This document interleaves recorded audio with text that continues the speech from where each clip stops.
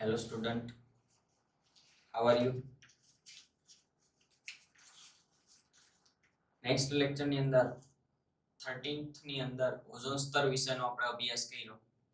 ત્યાર પછી આપણે આ લેક્ચર ની અંદર કચરાના વ્યવસ્થાપનની આપણે વાત કરવાની હતી. ઓઝોન સ્તરનો જે ક્વેશ્ચન છે એ ઘણો ઇમ્પોર્ટન્ટ છે. 9th ની અંદર અને 10th ની અંદર પણ આવે છે. તો આપણે ઓઝોન સ્તરના ક્વેશ્ચનને વ્યવસ્થિત રીતે તૈયાર કરશું આગળનો ક્વેશ્ચન. ત્યાર પછી આપણે બીજી સમસ્યાની વાત કરવાની હતી. આપણે અહીંયા બે સમસ્યાનો અભ્યાસ કરવાનો હતો. એક તો ઓઝોન સ્તર જે આગળના લેક્ચરમાં આપણે અભ્યાસ કર્યો અને ત્યાર પછી આપણે કચરાનું વ્યવસ્થાપન. આ વસ્તુ પણ આપણે ઘણી વખત સાંભળેલું હોય અથવા આપણે જોતા જ હોઈએ. ઘરની અંદર કચરા પોતા જે કરતા હોય તે સમય દરમિયાન ઘરની અંદરથી શું નીકળે તો કે કચરો.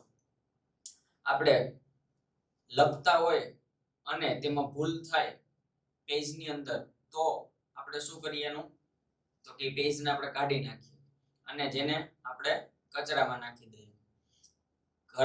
ક્લાસની અંદર પણ આપણે બોલતા હોય રફ વર્ક કે રફ બુક, જેમની અંદર વધારાની માહિતી આપણે એની અંદર લખીએ છીએ અને જે પેજ નીકળે તો એને આપણે કચરા તરીકે ગણીએ છીએ. તો આમ રોજબરોજ કચરાનું ઉત્પાદન થતું રહે છે.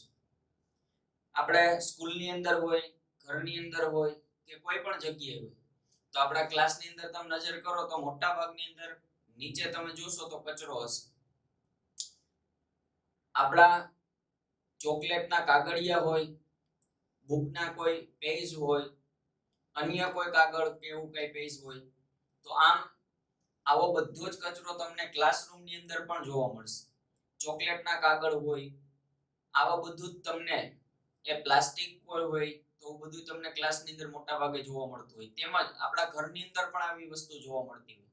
જેમ કે કઈ વસ્તુ નવી આવે તો તેમની અંદર પેકિંગ થઈને આવે, તો પેકિંગ થઈને આવે તો તેમની અંદર પણ પ્લાસ્ટિક યુઝ થાય છે. તો આવા પેકિંગની અંદર પ્લાસ્ટિકનો ઉપયોગ, આવો ઘણો બધો કચરો છે આપણા ઘરની અંદર એ દરરોજ ને દરરોજ કંઈક ને કંઈક ઉત્પન્ન થતો હોય છે. તો આપણે એવા પ્રશ્નના ટોપિકની ચર્ચા અહીંયા કરવાનું છે, કચરાનું વ્યવસ્થાપન. આવા બધા જે કચરાઓ છે તો તેમનું વ્યવસ્થાપન કઈ રીતે કરવું, એકદમ સહેલો ક્વેશ્ચન છે વિદ્યાર્થી મિત્રો, અને આવડવો જ જોઈએ. જે આપણે રોજબરોજ ક્રિયા કરીએ જેમની અંદર આપણને જોવા મળે છે એ જ વસ્તુ આપણે ગણવાની છે. ભાઈ કચરો શું વસ્તુ છે? કચરો આપણે કોને કહીએ તો કે આપણી પાસે જે નકામી થઈ ગયેલી વસ્તુ એને આપણે શું કહીએ? કચરો કહીએ. સાદી સિમ્પલ વાત તો કે કચરો એટલે આપણી જે અનૈચ્છિક હોય, આપણા જરૂરી ન હોય, ઉપયોગમાં ન આવતી તેવી વસ્તુને આપણા માટે કેવું કહેવાય? કચરો છે. તો આમ નવી વસ્તુ આવે ત્યારે જૂની વસ્તુ મોટા ભાગનો કચરા સ્વરૂપે આપણે એને ઓળખતા હોઈએ છીએ. ટીવી નવું આવે અથવા તો મોબાઈલ ન્યુ આવે, તો નવો મોબાઈલ આવે તો આપણે જૂના મોબાઈલને મૂકી દઈએ. કાં પછી મોબાઈલ ખરાબ થઈ ગયો હોય તો પણ આપણે એને મૂકી દઈએ છીએ. તો આમ આવો બધો ઘણા એવા તો કેટલા બધા ઘરની અંદર એવા જે હશે કચરાનું ઉત્પાદન થતું હશે. નાનું મોટું કઈ ને કઈ વસ્તુ આપણે નીકળી આવતી હોય છે. બરણી છે એની અંદર ભર્યું હોય, જો ભૂલથી આપણા હાથમાંથી પડી જાય તો પહેલા તો મમ્મી ખીજાય, પછી આપણે કાચના ટુકડા છે એ કચરાની અંદર નાખીએ છીએ. તો આવી રીતે કોઈ પણ વસ્તુ, તેમાં આપણે પેનનો યુઝ કરીએ છીએ, યુઝ એન્ડ થ્રો. પૂરી થઈ જાય એટલે આપણે એને ફેંકી દઈએ છીએ. તો આમ આવી ઘણી બધી વસ્તુઓ છે જેની અંદર એ કચરો ઉત્પન્ન થાય છે. આ બધોય કચરો જો સાદી સિમ્પલ આપણે વાત કરીએ, ઘરની અંદર મમ્મી ન હોય અને જો આપણે એક દિવસ ઘરે હોઈએ, સન્ડેની જ વાત કરીએ, તો મોટા ભાગનો કચરો આપણા દ્વારા ઉત્પન્ન થતો હશે. કારણ તો કે આપણે મોટા ભાગનો કચરો તે દિવસે વધારે ઉત્પન્ન કરતા હોઈએ છીએ. બેગ સાફ કરીએ તેમાંથી ઘણો બધો કચરો નીકળે. નકામા પેપર હોય, આન્સર શીટ હોય, ઘરે બતાવી ન હોય એવી પડી હોય, આવું બધું ઘણું બધું એમની અંદરથી નીકળે છે. આવું બધું કચરો જે છે એ રોજબરોજ ઉત્પન્ન થતો હોય છે. હવે એક દિવસ ના હોય તો ઘરની હાલત, અથવા તો આપણે કોઈ દિવસ બધા બહાર ગયા હોય અને 15 કે 10 દિવસ થાય તો ઘરની અંદર આવીએ તો સૌપ્રથમ શું થાય? તો નીચે તમે જોશો તો ધૂળ હશે અને જેમ તેમ બધું પડ્યું હશે, રજ લાગી ગઈ હોય, ધૂળ ચોટી ગઈ હોય. તો આમ આવી બધી વસ્તુઓની અંદર ઘરની અંદર પણ આવી વ્યવસ્થા સર્જાય. પછી આપણે શું કરીએ? વ્યવસ્થાપન કરીએ. ગમે ત્યાં ગમે એમ પડ્યું તો આપણે વ્યવસ્થિત મૂકીએ, સાફ સફાઈ કરીએ. આમ આપણે એનું વ્યવસ્થાપન કર્યું કહેવાય. જે વસ્તુ જોઈએ છે વ્યવસ્થિત આપણે સાચવીને મૂકી દઈએ, નથી જોતી તેને એક બાજુ એકઠી કરી દઈએ, સ્ટોર રૂમ ની અંદર આપણે મૂકી દઈએ છીએ. બધો જ કચરો છે, મોટા ભાગની આપણે બિનજરૂરી જે વસ્તુઓ છે એ સ્ટોર કરીને મૂકી દઈએ. તેમજ આપણા જે પસ્તીઓ છે, ન્યૂઝપેપર આવે છે, તે ડેઈલી ન્યૂઝપેપર જે આપણે રીડ કરીને પછી શું કરીએ?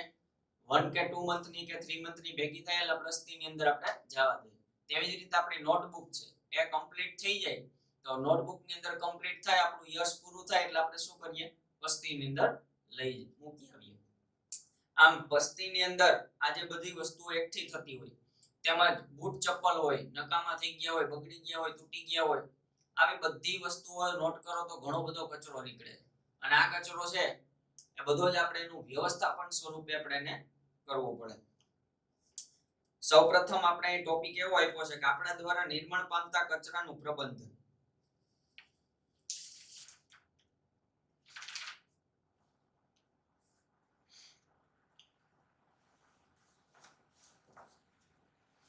તે પહેલા હું તમને એક પ્રવૃત્તિ આપણે 15.4 છેલ્લે બાકી રાખી હતી વચ્ચે, તો એમની અંદર પણ મહત્વની વાત છે તો એક આપણે ક્વેશ્ચન જોઈ લઈએ. તે પ્રવૃત્તિની અંદર શું કહેવા માંગે છે, પછી આપણે આપણા પ્રશ્નને આગળ વધારીએ.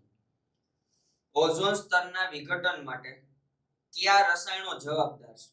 આપણને પ્રવૃત્તિની અંદર એવું કીધું છે, પુસ્તકાલય, ઇન્ટરનેટ અથવા સમાચાર પત્રોમાંથી જાણકારી મેળવો કે કયા રસાયણ ઓઝોન સ્તરના વિઘટન માટે જવાબદાર છે. તો આપણો એક પ્રશ્ન પણ થઈ ગયો કે કેવા ઓઝોન સ્તરના વિઘટન માટે જવાબદાર રસાયણો જણાવો.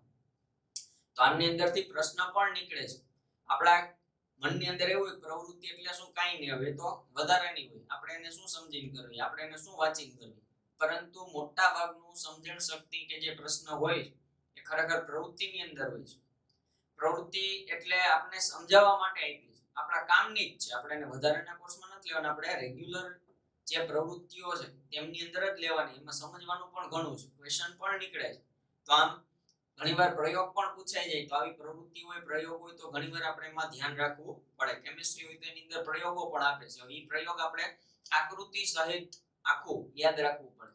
સિદ્ધાંત હોય, પદાર્થ હોય, કાર્ય પદ્ધતિ હોય, અવલોકન હોય, આકૃતિ હોય, ડાયાગ્રામ જે આપણે દોરીએ, આ બધું પૂછાઈ શકે. એટલે આપણે વધારાની અંદર કઈ વસ્તુ લેવાની થતી નથી, આપણે રેગ્યુલર જ યાદ રાખશું. તો પહેલો જ પ્રશ્ન પહેલી જ લાઈનમાં પૂછાણો કે કયા જવાબદાર રસાયણો છે જે ઓઝોન સ્તરની અંદર ઘટાડો કરે છે, વિઘટન કરે.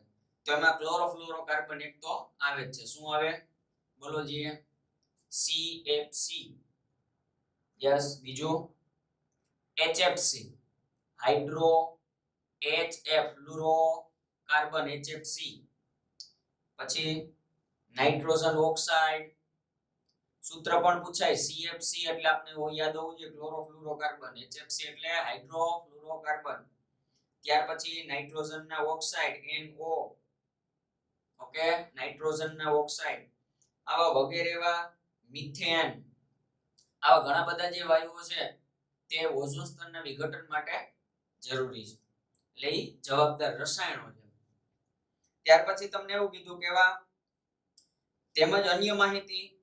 તો આગળનો પ્રશ્ન એવો પણ નીકળે કે ઓઝોન વિઘટન માટે જવાબદાર રસાયણોના ઉત્પાદન તેમજ ઉત્સર્જનના નિયમ સંબંધી કાયદો અને ઓઝોન વિઘટનને ઓછું કરવામાં કેટલો સફળ રહ્યો? શું છેલ્લા કેટલાક વર્ષમાં ઓઝોનના ગર્તના આકાર કે કદમાં કોઈ ફેરફાર થયો, પરિવર્તન આવ્યું? ગર્ત કે આકાર કે છિદ્ર મેં તમને છેલ્લે કીધેલું. આગળનો ક્વેશ્ચન તમે વ્યવસ્થિત જોયેલો હશે તો તેમાં કીધું તો ઓઝોન સ્તરની અંદર ભંગાણ જે થાય અને ત્યાંથી જગ્યા થાય, જે જગ્યા થાય અને જે વસ્તુ બને તેમની અંદર ગર્ત એટલે ખાડો પડવો, તૂટી જવો, એટલો વિસ્તાર ખાડો થઈ જાય, એને ગર્ત કહેવાય. એટલે કે ઓઝોન વિઘટન એ જે કાયદાઓ ઘડ્યા હતા એનાથી કઈ ફાયદો થયો કે નહીં? ટૂંકમાં વાત કરીએ તો આ જે નિયમો લાગુ પડ્યા એનાથી કઈ ફાયદો થયો ઓઝોન સ્તરની અંદર? અને કે કેટલાક વર્ષની અંદર છેલ્લા કેટલાક વર્ષની અંદર આ ગર્તમાં કઈ સુધારા વધારા થયા કે ગર્ત નાનું થયું કે મોટું થયું? જો સુધારા થયા હોય તો ખરેખર એ ગર્ત ઘટવું જોઈએ. એક જે વિઘટન છે એ જે છિદ્ર છે એ નાનું થતું હોવું જોઈએ. તો આપણે એક 1987 ની અંદર શું આવ્યું હતું? એક સંસ્થાક નામ હતું કઈક 1987 ની અંદર કઈ UNEP યાદ આવે? UNEP united nation environmental programme UNEP દ્વારા એનો મતલબ શું થતો તો UNEP એટલે શું? આપણે એને વાત કરી હતી કેના માટે? જે હું હતું સંયુક્ત રાષ્ટ્ર પર્યાવરણ વેરી ગુડ. જેના મતે નક્કી કરવામાં આવ્યું હતું કે CFC નું ઉત્પાદન 1986 ના સ્તરે સીમિત કરવામાં આવ્યું. 87 માં નક્કી કર્યું 86 જે સ્તર હતું એટલું જ રાખવું જોઈએ, થી વધવું જોઈએ નહીં. તેવું કોને નક્કી કર્યું? UNEP. કોણ? UNEP united nation environmental programme. કોણ? UNEP united nation environmental programme, જેને CFC ના ઉત્પાદનનો 1986 ના સીમિત રાખવામાં આવ્યું હતું. જેનાથી ફાયદો થયો તો કે હા ફાયદો થશે. ઓઝોન વિઘટન માટે જવાબદાર રસાયણના સ્તરમાં સતત ઘટાડો થવાથી ઓઝોન ગર્તમાં કદમાં ઘટાડો થયો હતો. છિદ્ર નાનું થયું હતું. સમજ પડે ને? છિદ્ર નાનું થયું એટલે ઓઝોન સ્તર બન્યું હોય. આનાથી ફાયદો થયો હતો. આજે એને નિયમો ઘડવામાં આવ્યા હતા અને જેનાથી ઓઝોનનું છિદ્ર છે એ વધવાને બદલે ઘટ્યું અને ઓઝોન સ્તરમાં સુધારો આવ્યો. તો ઓઝોન ગર્ત એટલે શું? પ્રશ્ન પૂછી નાખેલા. આપણે એમ હોય કે ઓઝોન છિદ્ર કે ગર્ત, તો એને શું કહેવાય? તો કે એની સિમ્પલ વ્યાખ્યા આપણે લખી શકીએ કે ઓઝોન સ્તરમાં મોટા પ્રમાણમાં ઘટાડાની ઘટનાને ઓઝોન ગર્ત કહેવાય. સાંભળજો, ઓઝોન સ્તરમાં મોટા પ્રમાણમાં ઘટાડાની ઘટનાને, મોટા પ્રમાણમાં ઘટાડો થાય ઓઝોન સ્તરની અંદર, તે ઘટનાને ઓઝોન ગર્ત કહેવાય. એટલે છિદ્ર તૂટતું જાય, જ્યાંથી હોય ઓઝોન સ્તર ઘટતું જાય. તો આમ ઓઝોન સ્તરમાં મોટા પ્રમાણમાં ઘટાડાની ઘટનાને ઓઝોન ગર્ત કહે છે. એક માર્કનો મોસ્ટ ઇમ્પોર્ટન્ટ ક્વેશ્ચન છે. ઓઝોન સ્તરમાં મોટા પ્રમાણમાં ઘટાડાની ઘટનાને ઓઝોન ગર્ત કહે છે. ઓઝોન સ્તરમાં મોટા પ્રમાણમાં ઘટાડાની ઘટનાને ઓઝોન સ્તર કહે છે, ઓઝોન ગર્ત કહે છે. યાદ રહ્યું? ઓઝોન સ્તરમાં મોટા પ્રમાણમાં ઘટાડાની ઘટનાને ઓઝોન ગર્ત કે છિદ્ર કહે છે. Very good. ચલો આગળ. તો આપણે આ એક પ્રશ્ન છેલ્લે પ્રવૃત્તિ ભૂલી ગયા ત્યારની આપણે આ લેક્ચરની અંદર વાત કરીએ. ત્યાર પછી આપણે આપણા દ્વારા નિર્માણ પામતા કચરાનું પ્રબંધન. હવે મોટા ભાગની આપણે ખબર જ હોય છે એટલે આની અંદર હું વધારે ડિટેલની અંદર નથી જતો. આપણે ટેક્સ્ટબુક પ્રમાણે આગળ વધીએ, જેમની અંદર એવા વર્ડ આવશે તો આપણે વધારે ચર્ચા કરશું. હવે ત્યારે આપણે એવું કીધું કે આપણી દૈનિક ગતિવિધિમાં આપણે ઘણા એવા પદાર્થોનું નિર્માણ કરીએ છીએ કે જેને આપણે ફેંકી દઈએ છીએ. ઘણી વસ્તુ આપણે નિર્માણ કરીએ, ઘણી વસ્તુનું આપણે શું કરીએ? બહાર ફેંકી પણ દેતા હોઈએ છીએ. આ નકામા પદાર્થો ક્યાં છે? તો એ નકામા પદાર્થ શું છે? તો કે આપણે જે વધારાની વસ્તુઓ કાઢી નાખીએ તેની અંદર ઘણી બધી વસ્તુઓ છે જે આગળ આપણે વાત કરી પ્રમાણે એ બધી વસ્તુ પદાર્થ કે જે છે નકામું છે. જ્યારે આપણે તેમને ફેંકી દઈએ ત્યારે તેઓનું શું થાય? આપણે ગમે ત્યાં ગમે એમ ફેંકી દેતા હોય ત્યાર પછી એનું શું થાય? આવા બધા પ્રશ્નો આપણે પૂછ્યા છે. આવા પ્રશ્ન જાણવા માટે નીચેની પ્રવૃત્તિ કરીએ. આપણે પ્રવૃત્તિ સમજાવી જે સિમ્પલ રીતે આપણે એને સમજીએ કે તમારા ઘરમાં સર્જાતો કચરો એકત્ર કરો. પહેલા વહેલા આપણે એની અંદર ઘરની અંદરથી શરૂઆત કરીએ. ઘરની અંદર આપણે દરરોજ ડેઈલી જોતા હોય તો એની અંદર શું વસ્તુ મળે છે? જેમાં રસોડાનો કચરો જોઉં તો તેમની અંદર વાસી ખોરાક હોય, શાકભાજીના છોતરા હોય, ઉપયોગમાં લીધેલા ચાના પાન કે ભૂકી, બગડી ગયેલા ફળ વગેરે આવું તમને ક્યારેક જોવા મળશે. તેમજ નકામા કાગળ હશે, ફાટેલા કપડાં, તૂટેલા કપડાં, ખાલી ખોખા, પૂઠા, દૂધની કોથળીઓ, ઉપરાંત દવાની ટ્રીપ્સ એટલે પતરા, જે દવા પર આવે ને એને ટ્રીપ્સ કહેવાય, પતરું. દવાની ખાલી શીશીઓ અને તેના ઢાંકણ, પ્લાસ્ટિકના તૂટેલા જૂતા, ફાટેલા ચામડાના જૂતા, બલ્બ પેક વગેરે આવું બધું એકઠું કરો. તો આ બધી ઘરગથ્થુ વસ્તુ છે જે આપણે રોજને રોજ ઘરની અંદર કે કંઈક મળતું રહેતું હોય છે નકામું. હવે આ કચરાને ઘરની નજીક જમીનમાં ઊંડો ખાડો કરીને ભેગો કરી દો. એ ખાડો કરીને બધી વસ્તુ જે એકઠી કરી બધી ખાડાની અંદર દાટી દેવાની છે. તેમાં થોડું પાણી છાંટી દેવાનું, ઉપર પછી થોડું પાણી છાંટી દેવાનું. કચરાને ભીની માટીથી દાટી દો અને પછી ભીની માટી કરી અને શું કરી દેવાનું, એ કચરાને દાટી દેવામાં આવે. જો આવું સ્થાન પ્રાપ્ત ન હોય તો કચરાને કોઈ જૂની ડોલ અથવા તો કુંડામાં એકત્રિત કરીને 15 સેન્ટીમીટર જાડા માટીના સ્તરથી ઢાંકી દો. અથવા તો ઘરની અંદર બાજુમાં જગ્યા ન હોય તે ડોલ લેવાની અથવા એની અંદર કોઈ બીજું મોટું પાત્ર લેવાનું, જેમની અંદર થોડી ધૂળ ને કચરો નાખીને પછી ફરી પાછું ભીની માટી છે 15 થી 20 સેન્ટીમીટર છે એ માટીનો સ્તર દબાવી દેવાનો. લગભગ 15 દિવસ પછી આ ખાડો ખોદીને તેમનું અવલોકન, પછી 15 દી એમને રાખવાનું, 15 દી પછી આપણે એને ઓપન કરવાનું. હવે એવા ઘણા પ્રશ્ન આપને થશે કે પહેલા તો ખાડામાં દાટેલા કયા પદાર્થો લાંબા સમય પછી પણ અપરિવર્તિત રહ્યા? કે ખાડાની અંદર દાટ્યા તેમાંથી અમુક કચરો એવો હશે જેમની અંદર કોઈ ફેરફાર થયેલો જોવા મળશે નહીં. લાંબા સમય પછી પણ અપરિવર્તિત રહે તેવા પદાર્થોમાં દવાની ખાલી શીશીઓ. આજે તમે કચરો નાખ્યો તેમાંથી જેમનું પરિવર્તન નહીં થયું હોય તેવો કચરો, દવાની ખાલી શીશીઓ, તેના ઢાંકણ, દૂધની કોથળીઓ, દવાની ટ્રીપ્સ, બલ્બ પેક, પ્લાસ્ટિકના તૂટેલા જૂતા વગેરે આવું તમને જોવા મળશે. મોટાભાગની પ્લાસ્ટિક, કાચ, ધાતુ જેવું હશે એ પોલિથીન કે એવી બધી વસ્તુ તમને અપરિવર્તિત જોવા મળશે, જેમનું એમાં વિઘટન થયેલું જોવા મળ્યું નહીં. એવી ને એવી પરિસ્થિતિમાં તે હતું, મૂળ સ્વરૂપે જ. પ્રશ્ન બીજો એવો થાય તો કે આ પદાર્થોના સ્વરૂપ અને સંરચનામાં લાંબા સમય પછી પરિવર્તન આવે. તો આ પદાર્થો જે છે એનું સ્વરૂપ કે સંરચનામાં લાંબા સમય પછી કઈ ફેરફાર થાય? સાંભળજો, ક્યાં આનું સ્વરૂપ જે પદાર્થ એમાં ને એમાં મળ્યા, એની અંદર સંરચનામાં કે લાંબા સમય પછી એમાં કઈ ફેરફાર થાય? તો કે વાસી ખોરાક, એવો બીજો કચરો છે કે લાંબા સમય પછી એવો કઈ ફેરફાર થાય, એવા કયા પદાર્થ હતા? તો આપણે જે 15 દી પછી અવલોકન કર્યું તો અમુક પદાર્થ છે એની અંદર વિઘટન થઈ ગયા છે ને ફરી પાછા મૂળ સ્વરૂપે કે બંધારણ સ્વરૂપે જોવા મળશે નહીં. અહીંયા જોશો તો એ વસ્તુ ત્યાં મળશે ને, એમનું શું થઈ ગયું હશે? વિઘટન. વાસી ખોરાક, શાકભાજીના છોતરા, ઉપયોગમાં લીધેલા ચાના પાન કે ભૂકી, ખાલી ખોખા, નકામા કાગળ, ફાટેલા કપડા ને તેના ટુકડા. હવે ફાટેલા ચામડાના જૂતા, પણ ચામડાનું જે ચપ્પલ હોય તે વગેરે પદાર્થોના સ્વરૂપ કે સંરચનામાં લાંબા સમય પછી પરિવર્તન આવશે. કેમની અંદર શું થશે? તો કે વિઘટિત થવાની શરૂઆત થઈ જશે. તો થોડોક લાંબો સમય લેશે તો એનું વિઘટન શક્ય બનશે. તો આમ આવા જે પદાર્થો આપણે દાટ્યા હતા તેમની અંદર લોંગ ટાઈમ સુધીની અંદર કંઈક ફેરફાર થયેલા જોવા મળશે. તો આપણે પદાર્થો જે જોયા તો એની અંદર રૂપ, રંગ, સ્વરૂપ એનું બદલાયેલું જોવા મળશે. એનો મતલબ એનું વિઘટન થયેલું કે વિઘટન થઈ ગયું જોવા મળે છે. ત્યાર પછી આ પદાર્થો વધુ ઝડપથી પરિવર્તન પામે. કયા પદાર્થો વધુ ઝડપથી પરિવર્તન પામશે? જે આપણે દાટીએ છીએ એની અંદર ઝડપથી કોણ વિઘટન કરશે? તો કે વાસી બગડેલો ખોરાક. આપણે જે વસ્તુ વધારાની શાકભાજી, છોતરાન, ફળ, ફ્રૂટ ને આવું બધું નાખશો, જમીનમાં દાટી દો તો એનું વિઘટન મોટા ભાગે ઝડપથી થતું હશે. શાકભાજીના છોતરા, ઉપયોગમાં લીધેલા ચાના પાન કે ભૂકી, બગડેલા કે સડી ગયેલા ફળ વગેરે પદાર્થો વધુ ઝડપથી પરિવર્તન પામશે. એટલે વધુ ઝડપથી એમાં સ્વરૂપ છે બદલાઈ જાય, ઝડપથી શું થાય એનું વિઘટન પણ થઈ શકે. તો આમ એવા કયા પદાર્થો હતા જે આપણે પ્રવૃત્તિની અંદરથી ચર્ચા કરીએ છીએ? સિમ્પલ વાત છે. આવા પ્રશ્ન પૂછે એનો જવાબ આપને મળે છે.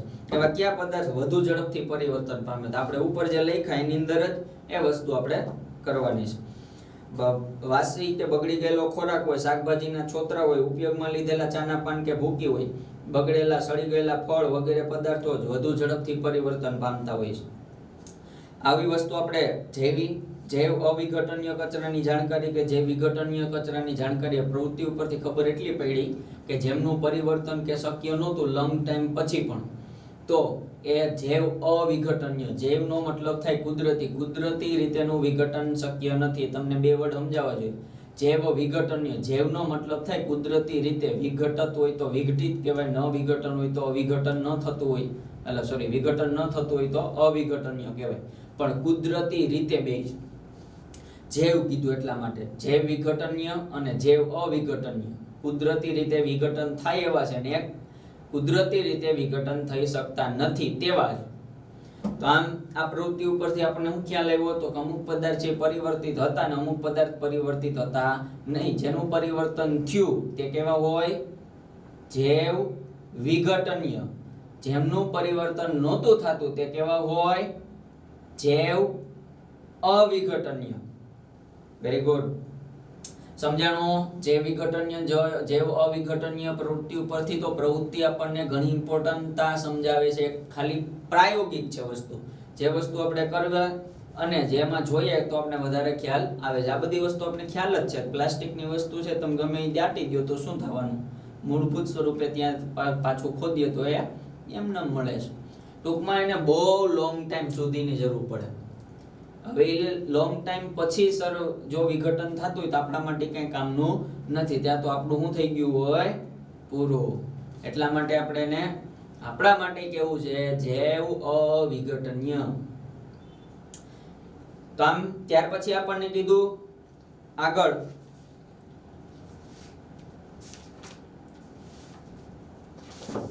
ટેક્સ્ટ બુક ની અંદર જુઓ 262 પેજ નંબર ઉપર ફર્સ્ટ પેરેગ્રાફ. આપણે જૈવિક ક્રિયાઓના પ્રકરણમાં અભ્યાસ કર્યો છે કે આપણા દ્વારા ખાધેલા કે ભોજનમાં લીધેલા ખોરાકનું પાચન વિવિધ ઉત્સેચકો દ્વારા થાય. જે આપણે જૈવિક પ્રક્રિયાની અંદર જોશું. જે આગળનું ચેપ્ટર આપણે ભણવાના છે.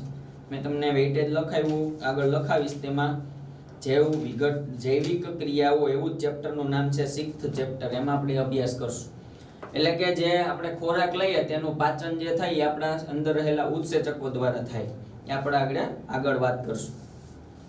ઓકે. પણ શું તમે ક્યારેય વિચાર્યું છે કે એક જ ઉત્સેચક ખોરાકના બધા જ પદાર્થનું પાચન કેમ કરી શકતો નથી? એમાં જે ઉત્સેચક છે ને બધા ઘણા જુદા જુદા ઉત્સેચક હોય. પ્રોટીનને પાચન કરવા માટે અલગ હોય, ગ્લુકોઝને તોડવા માટે અલગ હોય, ચરબીનું પાચન કરવા વાળા ઉત્સેચક અલગ હોય. તો બધા ઉત્સેચક એક સરખું કામ નથી કરતા. આપણે બધા એક સરખું કામ કરીએ? બધાનું વર્ક કેવું હોય? જુદું જુદું હોય. ટીચર હોય તો ભણાવવાનું હોય, બીજા કોઈ પણ ઉદ્યોગકારો હોય તો જેનું જે કામ હોય એની પોતાનું કરતો હોય. પણ બધા જુદું જુદું કામ કરે. બધા એક જ સરખું કામ કરે તો બધા એક જ સરખા કહેવાય. એમ હાલે ના ચાલે. તો આમ એક ઉત્સેચક થી બધા ખોરાકનું પાચન નથી કરતો. પ્રોટીનનું પાચન કરવા વાળો અલગ હોય, ચરબીનું પાચન કરવા વાળો અલગ હોય. જે પણ આપણા પાચનની ક્રિયા આગળ આવશે એમની અંદર એ પણ આપણે ચેપ્ટરમાં અભ્યાસ કરવાનો છે. તો ત્યારે આપણે વધારે સમજણ પડશે. આપણે અત્યારે ખાલી ચર્ચાના મુદ્દા સ્વરૂપે લઈએ છીએ. વધારાના ક્વેશ્ચનનું સોલ્યુશન ત્યાં થઈ જશે ઓટોમેટિકલી. કારણ કે એના વિશે આખો પ્રશ્ન સમજવો પડે તો એ વસ્તુ થાય. નહીંતર અત્યારે એ સમજવાનું નથી. તો એ આગળના ચેપ્ટરમાં સમજશું ત્યારે આપણે ઓટોમેટિકલી ખ્યાલ આવી જશે. પણ આનો કહેવાનો મતલબ એવો છે કે એક ખોરાક જે છે એનું વિઘટન એક જ ઉત્સેચક દ્વારા નથી થતું. તો ઉત્સેચકથી બધા જ ખોરાકનું પાચન કરી શકતો નથી. એક જ ઉત્સેચક ખોરાકના બધા જ પદાર્થનું પાચન કરી શકતો નથી. એક જ ઉત્સેચક બધા પદાર્થ ખોરાકની અંદર જેટલા ઘટકો હોય એનું પાચન કરી શકતો નથી. ઉત્સેચકો પોતાની ક્રિયામાં ચોક્કસ હોય છે. ઉત્સેચકો પોતાની ક્રિયામાં ચોક્કસ હોય. જે ઉત્સેચક હોય ને એનું કાર્ય ફિક્સ હોય, એને જ કરવાનું. પ્રોટીનનું પાચન કરતો ઉત્સેચક હોય ને તો ખોરાકમાં રહેલા પ્રોટીનનું જ પાચન કરે. ચરબીનું પાચન કરતો હોય તો ઉત્સેચક ચરબીનું જ પાચન કરે. જે ઉત્સેચક હોય તેમની ક્રિયા ચોક્કસ જ હોય, એને જ કરવાનું. બીજું કઈ કામ જ નહીં કરવાનું. એક જ કામ, જેને જે કામ સોંપ્યું એ જ કરવાનું. બીજાનું કઈ કરવાનું નહીં. તો ખોરાકમાં ઘણા બધા ઘટકો છે. આવી બધા ઘટકનું જુદું જુદું કામ જુદા જુદા ઉત્સેચક દ્વારા થતું હોય. એક જ ઉત્સેચક બધા પદાર્થોનું વિઘટન કરતો નથી. એટલે કે કોઈ વિશેષ પ્રકારના પદાર્થનું પાચન કે વિઘટન માટે વિશિષ્ટ ઉત્સેચકની જરૂરિયાત હોય. તો આમ વિશિષ્ટ પ્રકારના પદાર્થ જે છે એનું પાચન કરવા માટે એ વિવિધ ઉત્સેચકની જરૂરિયાત હોય. વિવિધ પ્રકારના ઉત્સેચકની જરૂર પડે. જુદા જુદા પદાર્થ માટે જુદા જુદા ઉત્સેચકની જરૂરિયાત હોય છે. એટલે કે એટલે જ કોલસા ખાવાથી આપણને ઉર્જા પ્રાપ્ત થતી નથી. જમવાનું આપણે જમીએ ને કોલસો જ ખાઈ રાખે તો આપણને ઉર્જા મળે ના મળે. આપણે ખોરાક ખાઈએ તો જ શું થાય? એ ઉત્સેચક દ્વારાનું વિઘટન થાય અને આપણને ઉર્જા મળે. ક્યાંથી ઉર્જા મળે? આપણે ધોરણ 9 માં સ્ટડી કરી ગયા. કોઈને યાદ હોય તો કોણ કરે ઉર્જા ઉત્પન્ન? આપણે કઈ કેવું જોઈ ગયા હતા આપણામાં? એનર્જી કોણ ઉત્પન્ન કરે? કણાભ સૂત્ર જોઈ ગયા? યાદ હોય તો, જે આપણે એટીપી સ્વરૂપે વાત કરી ગયા, જે એનર્જી આપણા પ્રોડ્યુસ કરે. હવે આ જે વસ્તુ છે એ ક્યારે શક્ય બને? તો આપણે ખોરાક ખાઈએ ત્યારે. તો આપણે કોલસા ખાઈએ તેવું બને નહીં. તો આમ કોલસા ખાવાથી આપણે ઉર્જા પ્રાપ્ત કરી શકતા નથી. આ કારણે પ્લાસ્ટિક જેવા માનવ સર્જિત ઘણા બધા પદાર્થોનું વિઘટન જીવાણુ કે અન્ય મૃતોપજીવી દ્વારા પણ થઈ શકતું નથી. જેમ આપણા ખોરાકનું પાચન કરી શકીએ, કોલસાનું પાચન નથી કરી શકતા ઉત્સેચક, તો તેવી જ રીતે પ્લાસ્ટિક આપણે જો જમીનમાં નાખીએ તો જમીનની અંદર જે જીવાણુ એટલે કે બેક્ટેરિયા હોય એ પણ આપણે ભણી ગયા.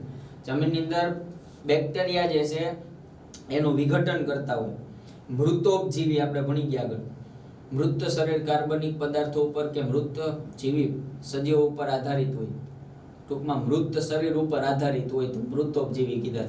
આ બધા જીવાણુ જે બેક્ટેરિયા છે એનું વિઘટન કરતા હોય, વિઘટિત પદાર્થો. હવે આવું જો એનું વિઘટન કરી શકતા નથી તો જીવાણુ જે જમીનની અંદર હોય તે કુદરતી રીતે એનું વિઘટન, કુદરતી જીવાણુ જે છે બેક્ટેરિયા છે તેમનું વિઘટન કરી શકશે નહીં. તો આમ પ્લાસ્ટિક જેવા માનવ સર્જિત એવા ઘણા બધા પદાર્થોનું વિઘટન જીવાણુ કે અન્ય મૃતોપજીવી દ્વારા થઈ શકતું નથી. ઇમ્પોર્ટન્ટ. પ્લાસ્ટિક જેવા માનવ સર્જિત ઘણા બધા પદાર્થોનું વિઘટન એ જીવાણુ કે અન્ય મૃતોપજીવી દ્વારા થઈ શકતું નથી. આ પદાર્થો પર ભૌતિક ક્રિયા જેવી કે તાપમાન અને દબાણની અસર તો થાય જ છે, અસર થશે, પણ સામાન્ય અવસ્થામાં તેઓ લાંબા સમય સુધી પર્યાવરણમાં અવિઘટિત સ્વરૂપે ટકી રહે છે. એના પર દબાણ વાતાવરણની અસર તો થવાની જ છે, તાપમાન દબાણ અસર થશે, પણ બહુ જ લોંગ ટાઈમ પછી ત્યાં સુધી પોતાનું મૂળ સ્વરૂપ એમનેમ પડ્યું રહે છે. તો હવે એના માટે આપણે કઈ ફાયદો થવાનો નથી. એના ઉપર દબાણ ને પર્યાવરણ વાતાવરણની અસર તો થાય, તાપમાનની અસર થાય, પરંતુ લોંગ ટાઈમ સુધી એ પોતાના સ્વરૂપમાં જ જળવાઈ રહે છે. આમ પરંતુ સામાન્ય અવસ્થામાં તેઓ લાંબા સમય સુધી પર્યાવરણમાં અવિઘટિત સ્વરૂપે પડ્યું રહે. તો આપણું આ જે વાતાવરણ ને તાપમાન ને જો હોય એ સામાન્ય હોય. હવે સામાન્ય વાતાવરણ એટલે એના ઉપર કઈ અસર થવાની નથી. હવે એને કેટલાય ડિગ્રી તાપમાન હોય ત્યારે આપણે એને ઓગાળી શકતા હોય, એમાંથી વસ્તુ બનાવી શકતા હોય. હવે એટલું તાપમાન તો આમાં શક્ય નથી વાતાવરણની અંદર, એટલે સામાન્ય અવસ્થામાં છે ને એમનેમ પડ્યું છે. એટલા માટે એનું વિઘટન નથી થતું. સમજાણું કઈ? અને જીવાણુ કઈ વિઘટન કરવાનું નથી. કુદરતી રીતે તો કોઈ વિઘટિત નથી થઈ શકતા. તાપમાનને નવી અસર તો થાય પણ બહુ ઊંચા તાપમાને. તો હવે એ તો કઈ શક્ય નથી આપણી પરિસ્થિતિના વાતાવરણની અંદર. હવે એ તાપમાને શું થવાનું? એમનેમ જ પડ્યું રહે જ્યાં સુધી પોતાનું તાપમાન ઉત્કલન બિંદુને આપણે કહીએ ને, જ્યાં સુધી પોતાના તાપમાને સળગે નહીં. બરોબર? તો એટલું ઊંચું તાપમાન તો કાંઈ પર્યાવરણમાં થવાનું નથી, વાતાવરણમાં થવાનું નથી. તો એ શું થવાનું? એમનેમ પડ્યું રહેવાનું સામાન્ય તાપમાન, એમ તટસ્થતા સ્વરૂપે. એટલે તાપમાન કે દબાણની અસર થાય તો છે, પરંતુ સામાન્ય આપણું જે વાતાવરણ છે સામાન્ય અવસ્થામાં તેઓ લાંબા સમય સુધી પર્યાવરણમાં અવિઘટિત સ્વરૂપે રહે છે. તો સામાન્ય અવસ્થા હોય ત્યારે એની અંદર કોઈ ફેરફાર થવાનો નથી. તો આમ આવા જે પ્લાસ્ટિકના પદાર્થો જેનું વિઘટન શક્ય નથી, જેવું જીવાણુ કે જેવા મૃતોપજીવી દ્વારા પણ તેમનું વિઘટન શક્ય નથી. તો આ બધા કોણ હોય? કયા પદાર્થો કહેવાય? જૈવ અવિઘટનીય. જે પદાર્થો જૈવિક ક્રિયા દ્વારા વિઘટિત થાય છે તેઓને જૈવ વિઘટનીય પદાર્થો કહેવાય. શાકભાજી, ફળ, ફ્રૂટ ને જે આપણે પ્રવૃત્તિમાં જોયા હતા, ડાયટા હતા, જેમનું સ્વરૂપ બદલાઈ ગયું હતું, એટલે કે એનું વિઘટન થઈ ગયું હતું. એવા કોણ હતા? જૈવ વિઘટનીય. જેમનું કુદરતી જીવાણુ કે કોણ હોય એ મૃતોપજીવી દ્વારા જેમનું વિઘટન થઈ શકતું હોય તો તેવો પદાર્થ શું થાય? જૈવ વિઘટનીય થાય. ટૂંકમાં કુદરતી રીતે જેનું વિઘટન શક્ય હોય. અને કુદરતી જીવાણુ કે બેક્ટેરિયા જે મૃતોપજીવી છે તેના દ્વારા શું થતું હોય? એનું વિઘટન થતું હોય. તેવા પદાર્થને શું કહેવાય? જૈવ વિઘટનીય. હવે એનાથી ન થાય તો શું કહેવાય? જૈવ અવિઘટનીય. એક જ શબ્દનો ફેરફાર છે. આપણે એક જ શબ્દનો ઓમાં ફેરફાર થાય, આમાં ફેરફાર ન થાય. થાય અને ન થાય એટલો જ ફેર. એકમાં ન આવશે ને એકમાં નહીં આવે. સમજાણું? પહેલી વ્યાખ્યા. જે પદાર્થો જૈવિક ક્રિયા દ્વારા એટલે કે કુદરતી ક્રિયા દ્વારા, જૈવિક એટલે કુદરતી ક્રિયા, જે પદાર્થો જૈવિક ક્રિયા દ્વારા વિઘટિત થાય છે તેઓને જૈવ વિઘટનીય પદાર્થો કહેવાય. ઉપરની પ્રવૃત્તિમાં તમારા દ્વારા ખાડામાં દાટેલા પદાર્થોમાં કેટલાક પદાર્થો કેવા હતા? જૈવ વિઘટનીય છે. તો કે હા, આપણે આગળ ચર્ચા કરી ગયા. ચાની ભૂકીન ખોખાંડ, પછી ચપ્પલ, ચામડાના ચપ્પલ ને વગેરે જે હતું, શાકભાજી, છોતરા, ફળ ને બધા કેવા થાય? તો જે વિઘટનીય પદાર્થો થાય.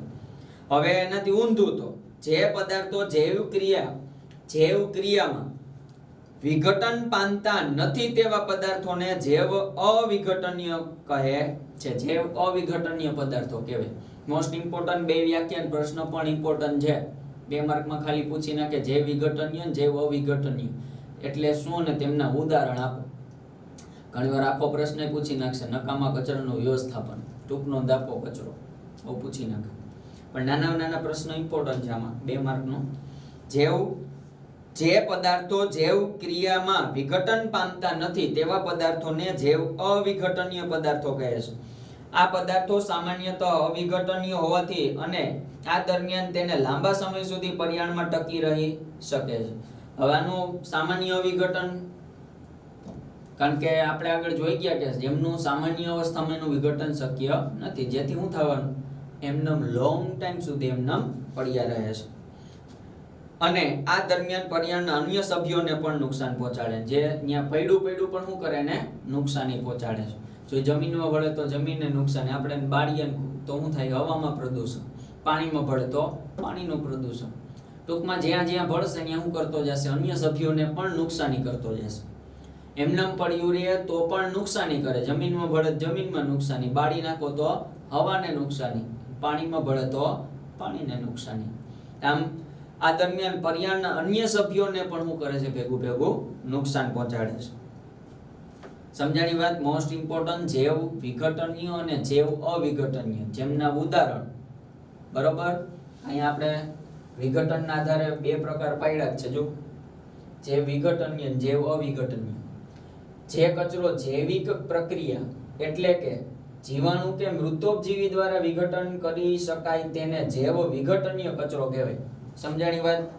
હું કીધું જૈવિક પ્રક્રિયા મતલબ શું થાય સમજજો. જેમાં કોણ આવે? જીવાણુ અને મૃતોપજીવીઓ દ્વારા શું થાય? વિઘટન કરી શકાય તો તેને જૈવ વિઘટનીય કચરો કહેવાય. જેમનું જીવાણુ મૃતોપજીવી દ્વારા શું થઈ જતું હોય? વિઘટન થઈ જતું હોય. તો સ્પષ્ટપણે આ વ્યાખ્યા પણ લખી શકીએ. જે કચરો જૈવિક ક્રિયા દ્વારા એટલે કે જીવાણુ કે મૃતોપજીવીઓ દ્વારા વિઘટન કરી શકાય તો તેને જૈવ વિઘટનીય કચરો કહેવાય. જેમાં શાકભાજી, ફળ, કાગળ, ચામડું, ચાના પાન, ભૂકી વગેરે તેમાં સમાવેશ થાય છે. આ પ્રશ્ન આપણે 2 માર્કનો મોસ્ટ ઇમ્પોર્ટન્ટ ક્વેશ્ચન છે. 1 માર્કનો વ્યાખ્યા પણ ઇમ્પોર્ટન્ટ છે. ખાલી જગ્યા ખરા ખોટાની અંદર પણ આવે, MCQ પણ આવે. જે કચરાનું જૈવિક પ્રક્રિયા એટલે કે જીવાણુ કે મૃતોપજીવી દ્વારા વિઘટન ન થાય, બાકીનું બધું સરખું. ખાલી એમ મેં તમને રેડ અક્ષરથી બતાવ્યું. જો એમાં ફેર હું બધું સેમ છે. એકમાં ન કરી શકાય તો એ જૈવ અવિઘટનીય અને થાય તો જૈવ વિઘટનીય. જે કચરાનું જૈવિક પ્રક્રિયા એટલે કે જીવાણુ કે મૃતોપજીવી દ્વારા વિઘટન કરી ન શકાય, હું વિઘટન કરી શકાય તો જૈવ વિઘટનીય, ન કરી શકાય તો જૈવ અવિઘટનીય. કેના દ્વારા? જીવાણુ કે મૃતોપજીવી દ્વારા. એનો મતલબ શું થાય? જૈવિક પ્રક્રિયા ન થાય. જે કચરાનું જૈવિક પ્રક્રિયા એટલે કે જીવાણુ કે મૃતોપજીવીઓ દ્વારા વિઘટન કરી ન શકાય તેને જૈવ અવિઘટનીય કચરો કહે છે. જેમાં આ પદાર્થો પર તાપમાન કે દબાણની અસર તો થાય જ છે. આપણે હમણાં છેલ્લે વાત કરી, તાપમાન ને દબાણની અસર થાય, પરંતુ તે લાંબો સમય પર્યાવરણમાં મૂળભૂત સ્વરૂપમાં જ રહે છે. જેમના ઉપર તાપમાન દબાણની અસર થાય પરંતુ સામાન્ય અવસ્થામાં એ જ સ્વરૂપની અંદર પર્યાવરણમાં મૂળ સ્વરૂપમાં રહે છે. જેમાં ઉદાહરણ તરીકે કાચ, પ્લાસ્ટિક, પોલિથીન, ધાતુ કચરો વગેરે આ જેમના ઉદાહરણ છે.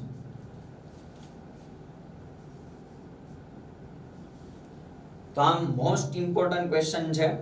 બરોબર? આની અંદરથી જેટલું પૂછાય એટલું આપણે આવડવું જોઈએ. કેના આધારે આ 2 પ્રકાર પાડ્યા? તો વિઘટનના આધારે. આગળ જે ભણશું એ આવશે સ્વરૂપના આધારે. બરોબર? જે આગળ ચર્ચા કરી. ત્યાર પછી એક પ્રવૃત્તિ આપી છે, હારે આપણે જોતા જ જઈએ જેનાથી કઈ પ્રોબ્લેમ ન રહે. પ્રવૃત્તિ 15.6.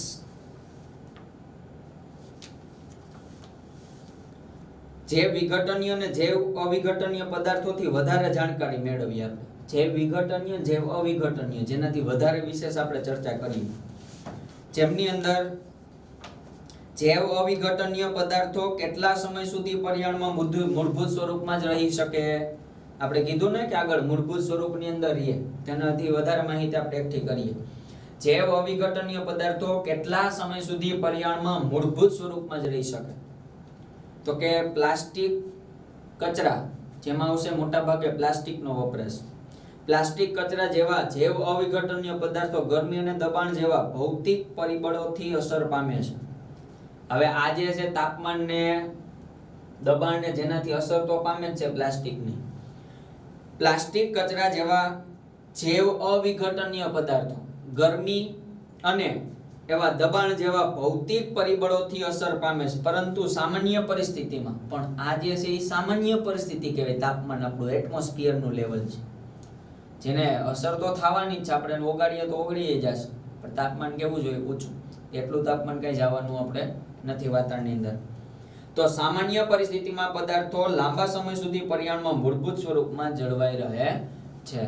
જે લોંગ ટાઈમ સુધી એને સ્વરૂપમાં જળવાય, કારણ કે સામાન્ય પરિસ્થિતિનું તાપમાન એને કોઈ અસર થવાની નથી. પણ તાપમાનની અસર એને આપણે કૃત્રિમ રીતે કરાવીએ તો થશે, પણ કુદરતી રીતે થઈ શકે નહીં. બીજું શોધી કાઢો કે જે વિઘટનીય પ્લાસ્ટિકની પર્યાવરણ પર નુકસાનકારક અસર થાય છે કે નહીં. એ જે આ પ્લાસ્ટિક છે એ પ્લાસ્ટિક જે વિઘટનીય પ્લાસ્ટિકની પર્યાવરણ ઉપર નુકસાનકારક અસર થાય કે નહીં. હવે એવું પ્લાસ્ટિક આવ્યું જે વિઘટનીય છે. પ્રયોગની અંદર કે સાયન્સ ફેરની અંદર પણ તમે જોયું હોય ઘણી વાર કે જેમની અંદર એવા પ્લાસ્ટિક છોકરા પ્રયોગની અંદર મૂકતા હોય છે, બરાબર. તો એમાં જે મોટા ભાગના હવે પ્લાસ્ટિક આવે છે જેમાં જે વિઘટનીય પ્લાસ્ટિક બનાવવા લાગ્યા છે, તો એ ગમે ત્યાં ફેંકી દેશે તો શું થઈ જશે? એનું જે વિઘટનીય, એટલે જૈવિક રીતે એનું વિઘટન થઈ શકે તેવું પ્લાસ્ટિક. યાદ હશે ઘણાને, બરાબર. પોલિમર્સ જે બધા આવ્યા જેના દ્વારા બનાવવામાં આવ્યું જૈવિક, જેમનું વિઘટન હોય તેવા પ્લાસ્ટિક, પોલિમર ફેબ્રિક્સ. જે દાંતનું પૂરણ જે વિઘટનીય પ્લાસ્ટિક છે. ઘણીવાર દાંતની અંદર કોતર પડે, દાંત બગડી ગયા હોય તો ડોક્ટર એની અંદર સિમેન્ટ ભરતા હોય, આપણે એને સિમેન્ટ કહીએ, બહુ ખ્યાલ નહીં. પણ જેમની અંદર જે પ્લાસ્ટિક જેવું કે પછી આ જે બનાવવા દાંતના ચોખ્ઠા બનાવવા માટે જે વપરાય, પીઓપી ને એવું બધા યુઝ કરતા હોય બીબા બનાવવા માટે, પણ દાંતની અંદર જે ભરવામાં આવે તે પોલિમર ફેબ્રિક્સ ને દાંતનું પૂરણ જે વિઘટનીય પદાર્થ છે. જે વિઘટનીય પ્લાસ્ટિકની પર્યાવરણ પર નુકસાનકારક અસર નથી. ટૂંકમાં આવા જે વિઘટનીય પ્લાસ્ટિક છે તેનાથી કોઈ અસર થવાની નથી, નુકસાનકારક નથી, કારણ કે જે વિઘટનીય વિઘટન થઈ જશે અને કોઈ એવું નુકસાનકારક એમાં દ્રવ્ય નથી. એટલા માટે વિઘટન થઈ જાય તેવા પ્લાસ્ટિક તૈયાર કર્યા જે જૈવ વિઘટનીય છે, તો જેનાથી પર્યાવરણને કોઈ નુકસાની થવાની નથી.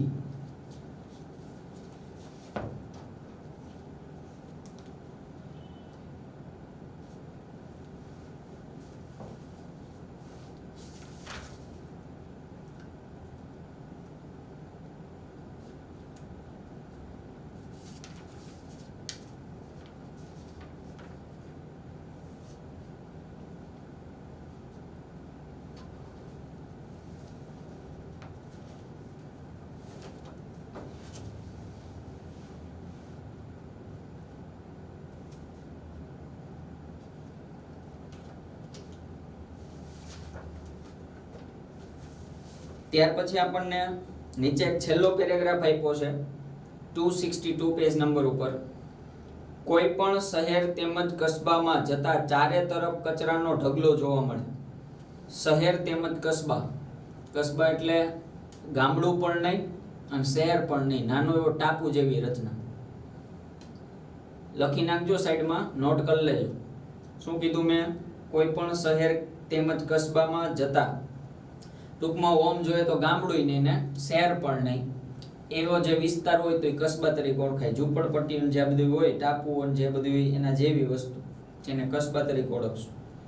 કોઈ પણ શહેર તેમજ કસ્બામાં જતા ચારે તરફ કચરાનો ઢગલો જોવા મળે. હવે શહેરની અંદર તો જાય તો ગમે ત્યાં જે હોય એવો વિસ્તાર તો જ્યાં મોટા ભાગના હોય નકરા કચરાના ઢગલા હોય. શહેરની અંદરથી જે કચરો એકઠો કરે, તમે સાઈડ પાછળની આગળની સાઈડ કે તમે જોવો તો આગળ પાછળ તમે વધારાના મોટા ભાગનો મેદાન કેવો છે તો ત્યાં કચરાના ઢગલા થઈ ગયા.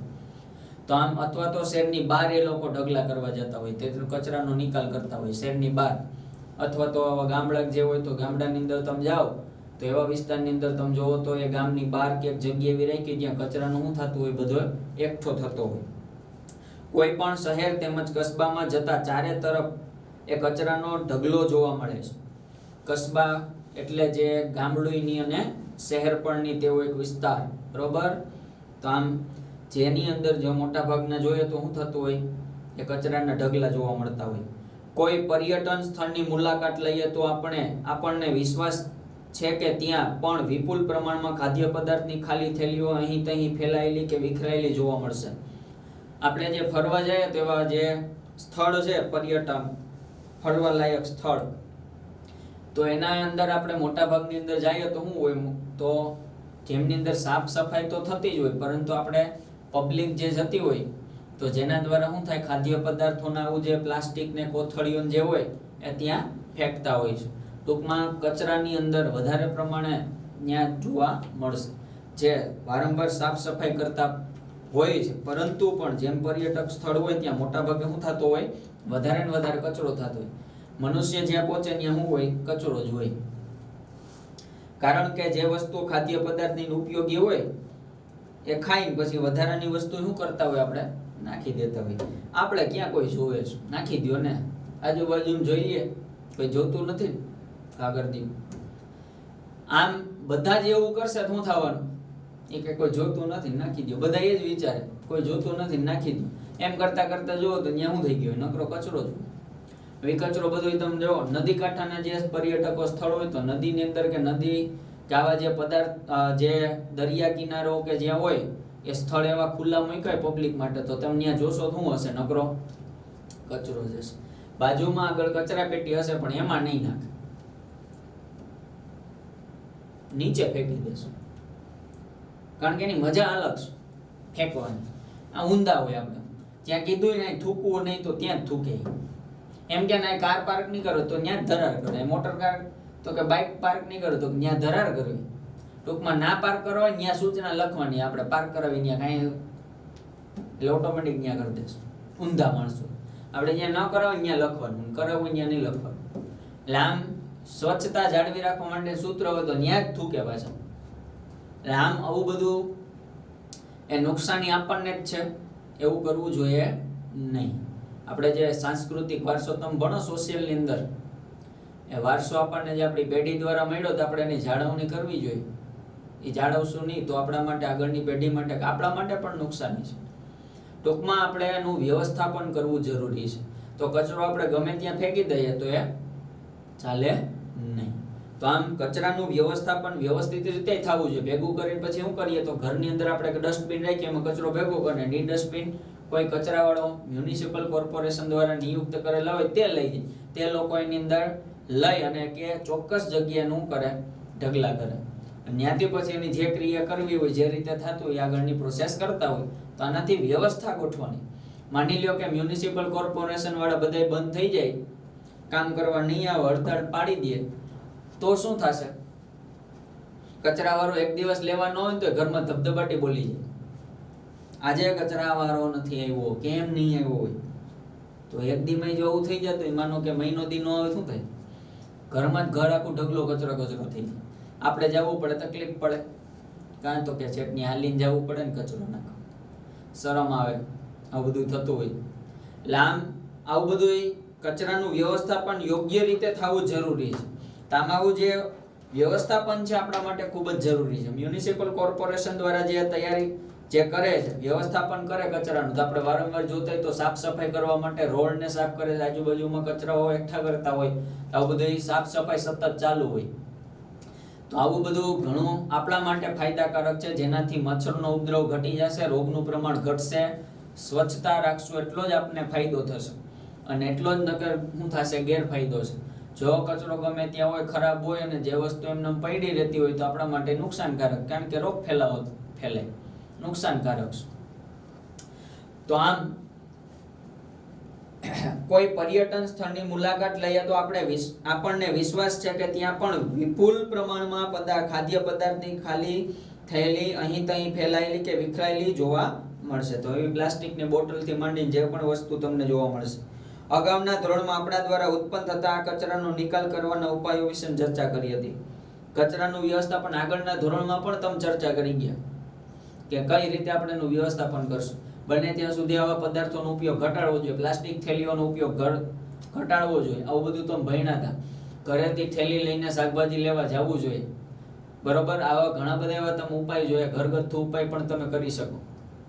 પછી જે આપણે નકામી વસ્તુ એમાંથી વેસ્ટમાંથી બેસ્ટ બનાવવાની ક્રિયા, તો આવું બધું જે છે એનો ઉપાય છે, જેવો આપણે આગળના ધોરણમાં તમે સ્ટડી કરી ગયા.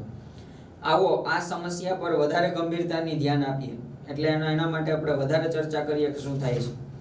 ત્યાર પછી તમને પ્રવૃત્તિ સમજાવવા માંગે છે કે ભાઈ આગળના પાર્ટની અંદર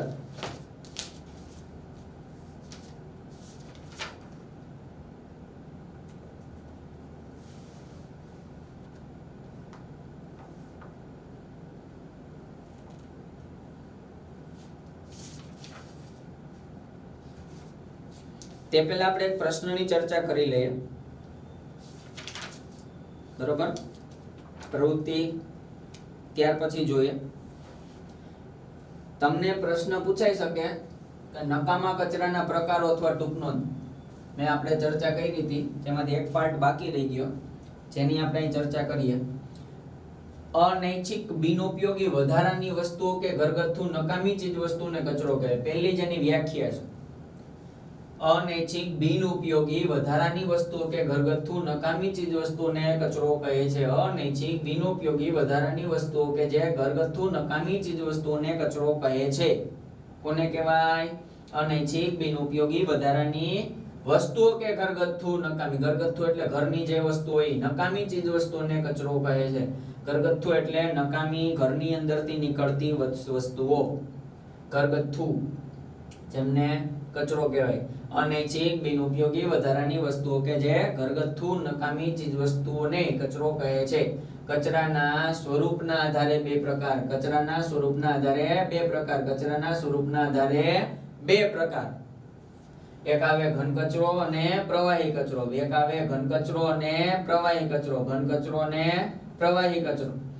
ઘન કચરાની અંદર રસોડાનો કચરો, જેમાં શાકભાજી, ફળ, છાલ, હાડકા વગેરેનો સમાવેશ થાય. માંસ, મટન ખાતા એની અંદરથી નીકળે નકામો કચરો કહેવાય. રસોડાનો કચરો, શાકભાજી, ફળ, છાલ, હાડકા વગેરેનો. અન્ય કચરો જેમની અંદર આ ઘન પદાર્થ છે બધા, ધાતુ કચરો, કાચ, પ્લાસ્ટિક, પોલિથીન વગેરે. ઘન કચરાની અંદર એ પ્રશ્ન પૂછાય કે કેટલા કચરાના સ્વરૂપના આધારે બે પ્રકાર, જેમાં એક આવશે ઘન કચરો, બીજો આવશે પ્રવાહી કચરો, જેમનું ઉદાહરણ આ બધા એના ઉદાહરણ છે. પ્રવાહી કચરાની અંદર સુએજનો કચરો એટલે ગટરનો કચરો, જેમાં ગટર પાણીની અંદર જે આવતું હોય બધું. ઘન કચરાની સરખામણીએ પ્રવાહી કચરાનું વ્યવસ્થાપન અને તેની હેરફેર સરળતાથી થાય છે.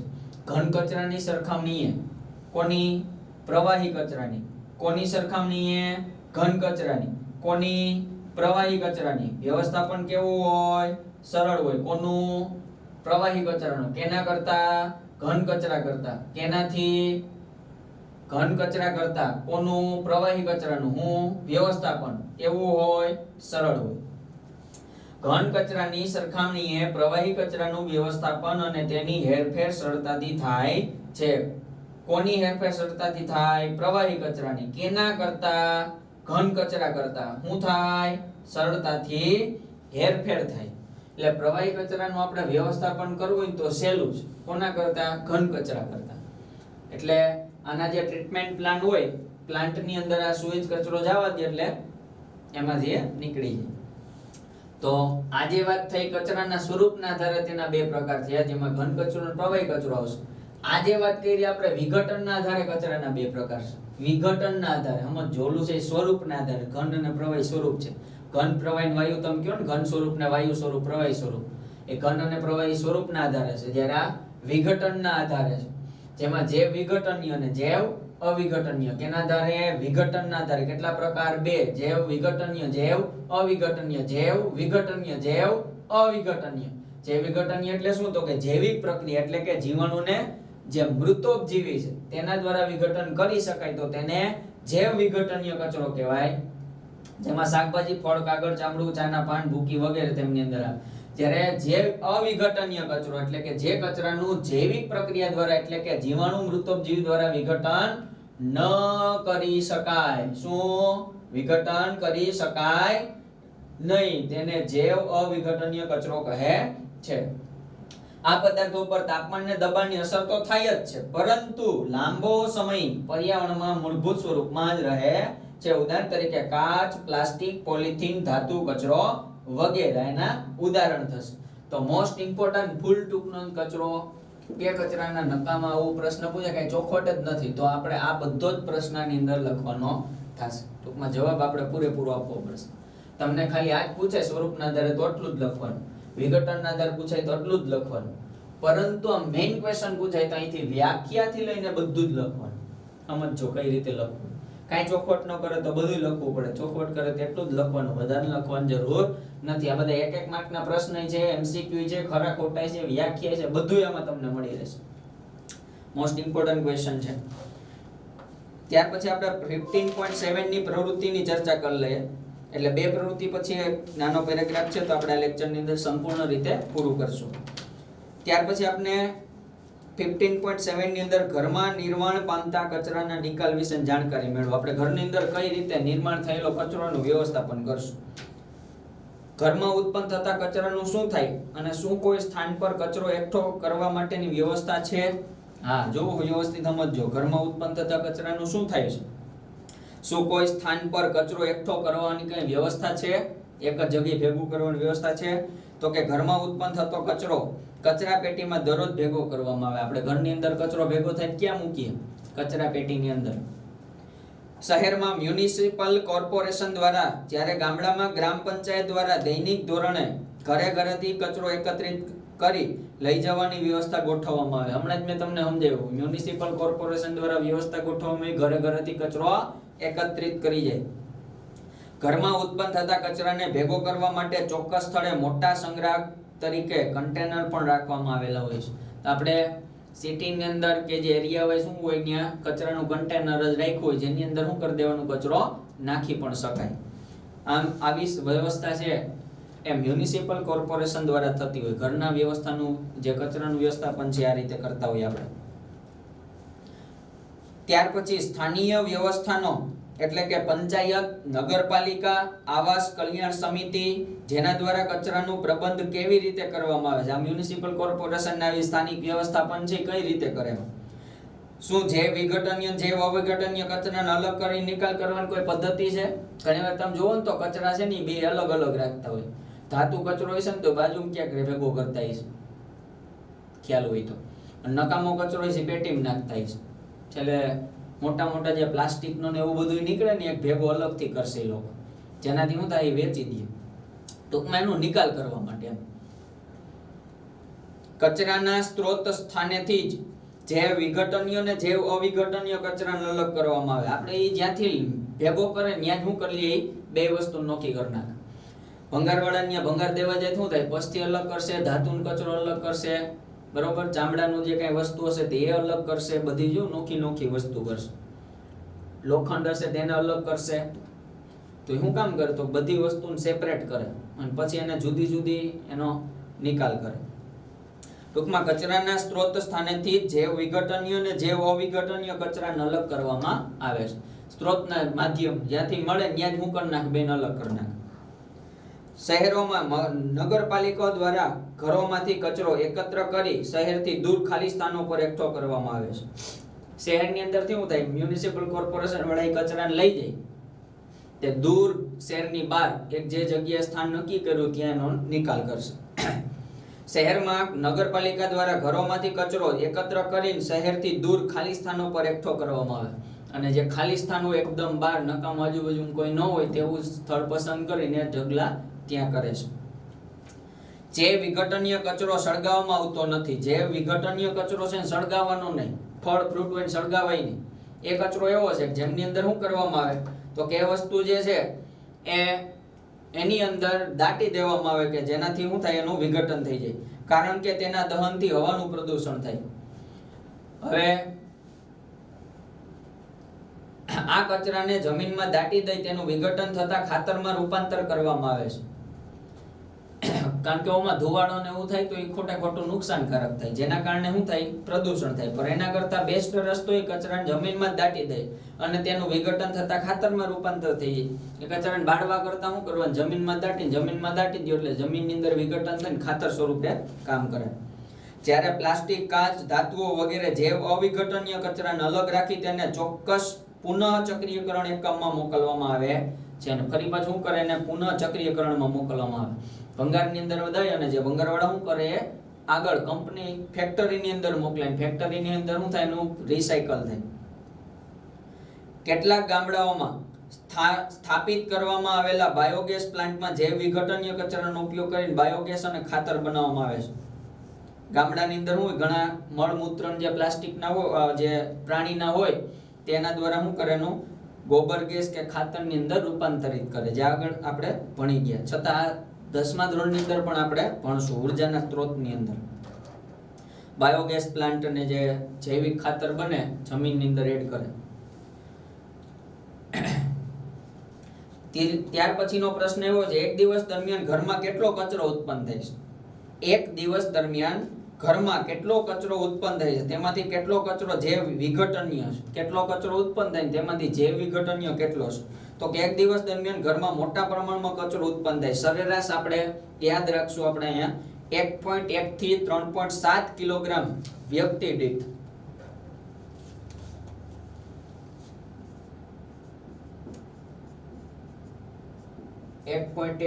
થી 3.7 કિલોગ્રામ પર વ્યક્તિ આ સરેરાશ દર કાઢવામાં આવ્યો હોય, જે નક્કી કરે. આપણે કંઈ કાઢવાનું ન હોય, ના આપ્યું એટલું જ રાખવાનું. સરેરાશ 1.1 થી 3.7 કિલોગ્રામ પર વ્યક્તિ દીઠ કચરો ઉત્પન્ન થતો હોય. તેમાં મોટા ભાગનો કચરો જૈવ વિઘટનીય હશે. આ જે ઉત્પન્ન થાય એમાં મોટા ભાગનો કચરો કેવો હશે? જૈવ વિઘટનીય કચરો છે. એટલે યાદ રાખવું, 1 માર્કની અંદર પૂછાઈ જાય તો કઈ નક્કી ના હોય. સરેરાશ 1.1 થી 3.7 કિલોગ્રામ વ્યક્તિ દીઠ. ત્યાર પછી વર્ગખંડમાં પ્રતિદિન કેટલો કચરો ઉત્પન્ન થાય તેમાંથી કેટલો કચરો જૈવ અવિઘટનીય હોય છે? વર્ગખંડની અંદર આપણા ક્લાસની અંદર વર્ગખંડમાં પ્રતિદિન મોટા પ્રમાણમાં જૈવ વિઘટનીય કચરો ઉત્પન્ન થાય. આપણે જે ખોરાકને ખાતાને ઢોળતા હોય, નાસ્તો કરવાનો બ્રેક પડે ત્યારે મોટા ભાગનું શું જોવા મળે? નકરો કચરો જ હોય. તેમાંથી જૈવ અવિઘટનીય કચરો ખૂબ જ ઓછા પ્રમાણમાં હોય છે, પણ જૈવ અવિઘટનીય કચરો ઓછો હોય છે. તો નાસ્તાની અંદર મોટા ભાગનો કચરો આપણે બગાડી નાખીએ. ખાવા કરતા ઢોળીએ જાજુ, વધારાનું તો બગાડી નાખીએ, પરંતુ એવું ક્યારેય થવું જોઈએ નહીં. ખાસ ધ્યાન રાખવું જોઈએ. કચરાના નિકાલ માટેના ઉપાયો જણાવો. કચરાનો નિકાલ કઈ રીતે કરવાનો? ઉપાય શું કરશો તમે? તો કે જૈવ વિઘટનીય કચરો ખાડામાં દાટી દઈ તેમાંથી વિઘટકોની કાર્ય પદ્ધતિ ખાતર ઉત્પન્ન થાય છે. હવે જમીનની અંદર આવા કચરા જૈવ વિઘટન તેને દાટી દેવાનું. દાટી દઈએ તો શું થશે? તો કે તેમના અંદરથી ખાતર તૈયાર થશે.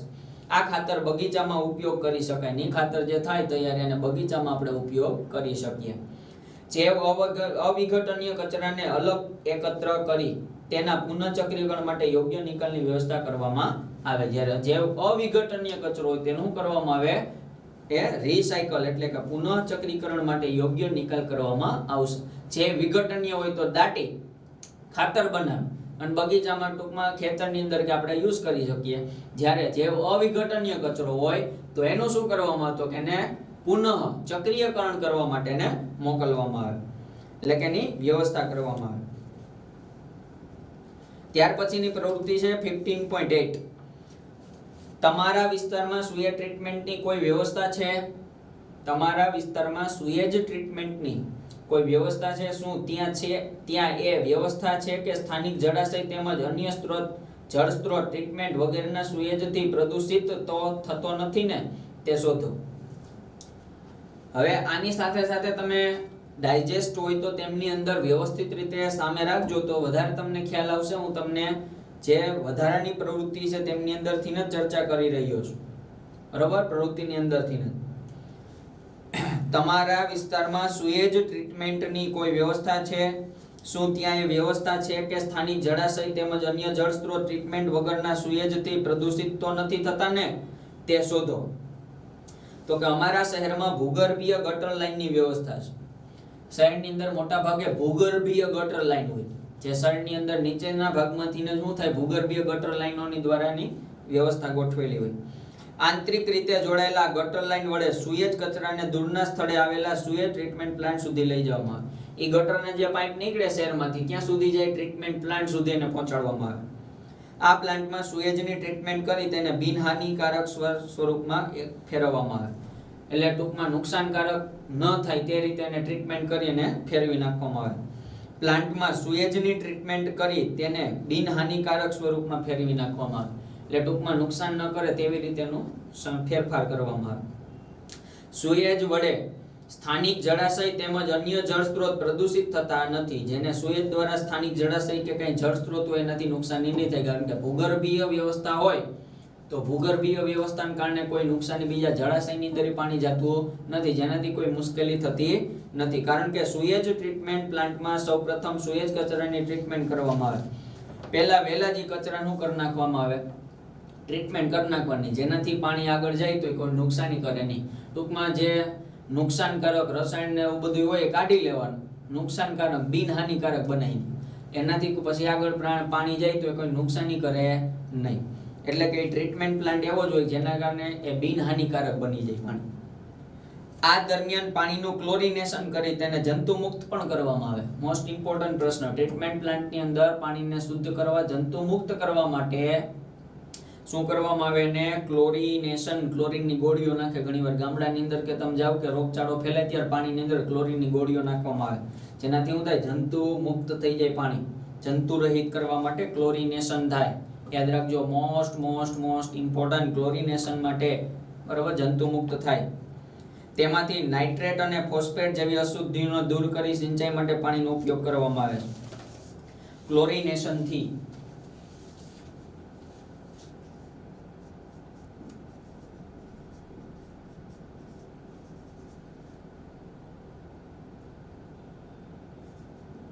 જંતુ મુક્ત તેમજ નાઇટ્રેટ અને ફોસ્ફેટ જેવી અશુદ્ધિ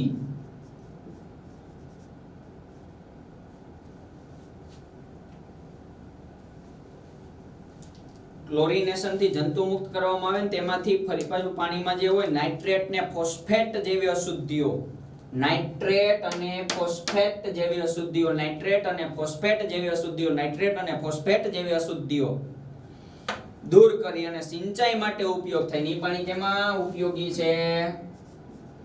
સિંચાઈ.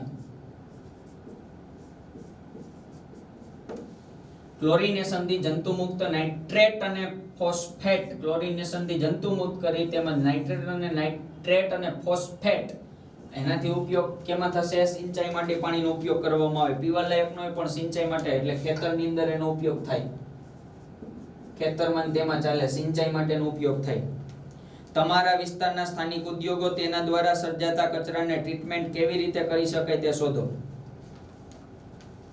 શું ત્યાં આ બાબતનું પ્રબંધન છે કે જેનાથી સુનિશ્ચિત થઈ શકે છે કે આ પદાર્થો ભૂમિ અને પાણીનું પ્રદૂષણ કરતા નથી?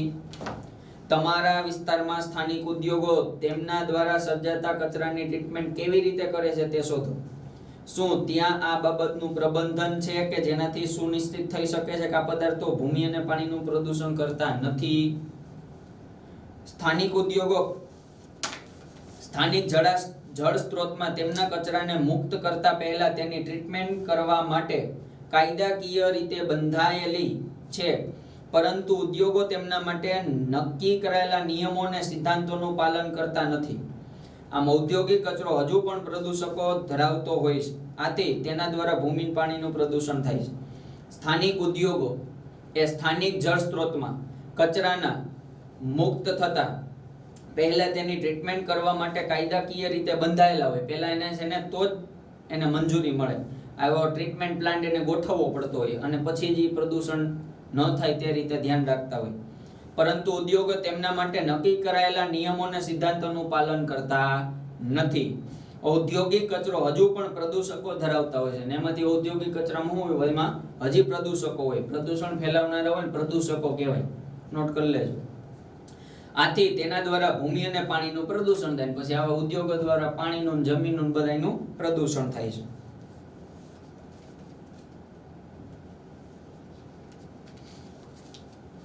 ત્યાર પછી ઇલેક્ટ્રોનિક જે છે એ કચરાનું વ્યવસ્થાપન પણ છે.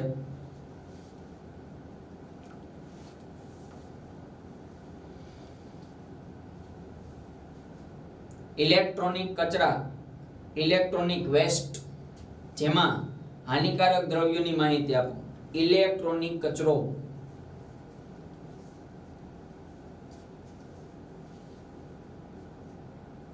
નકામી ઇલેક્ટ્રોનિક વસ્તુઓનો નિકાલ કરતી વખતે તેમાં કયા હાનિકારક પદાર્થો હોય છે અને આ પદાર્થો પર્યાવરણને કઈ રીતે અસર પહોંચાડે છે. નકામી ઇલેક્ટ્રોનિક વસ્તુઓનો નિકાલ કરતી વખતે તેમાં કયા હાનિકારક પદાર્થો હોય અને આ પદાર્થો પર્યાવરણને કઈ રીતે અસર પહોંચાડે છે. હાનિકારક પદાર્થો, જ્યારે આપણે નકામી ઇલેક્ટ્રોનિક વસ્તુઓનો નિકાલ કરતા હોઈએ ત્યારે તેમાં પ્લાસ્ટિક અને સિલિકોનથી બનેલી ઇલેક્ટ્રોનિક ચિપ હોય. સિલિકોનની બનેલી સર્કિટ કહીએ આપણે. પ્લાસ્ટિક હોય અને બીજું સિલિકોન હોય.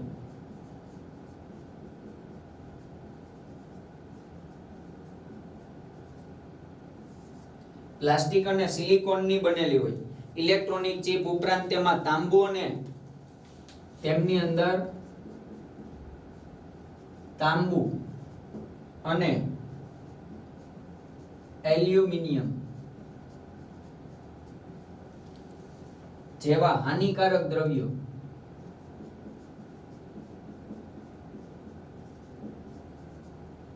પ્લાસ્ટિક અને સિલિકોનથી બનેલી તાંબુ તે ઇલેક્ટ્રોનિક ચિપ હોય તેમની અંદર એમાં તાંબુ અને એલ્યુમિનિયમ જેવા હાનિકારક દ્રવ્યો જેનાથી બનેલી હોય છે. આ દ્રવ્યો જૈવ અવિઘટનીય હોય અને પર્યાવરણમાં લાંબા સમય ફેરફાર પામ્યા વગર જ જળવાઈ રહે છે. આવી જે વસ્તુઓ છે ઇલેક્ટ્રિક ચિપની અંદર તે લોંગ ટાઈમ સુધી એમનેમ પડી રહે મૂળભૂત સ્વરૂપે. પ્લાસ્ટિક અને સિલિકોનથી બનેલી હોય તેમાં વધારાનું તાંબુ અને એલ્યુમિનિયમ ને આવા હાનિકારક દ્રવ્યો હોય જે વધારે નુકસાનકારક છે. હાનિકારક દ્રવ્યો છે મૂળભૂત સ્વરૂપે એમનેમ પડ્યા રહે. આ દ્રવ્યો જૈવ અવિઘટનીય હોય અને પર્યાવરણમાં લાંબા સમય ફેરફાર પામ્યા વગર જ જળવાઈ રહે છે. ત્યાર પછી બીજો પ્રશ્ન એવો છે તો પ્લાસ્ટિકનું પુનઃચક્રીકરણ કઈ રીતે થાય?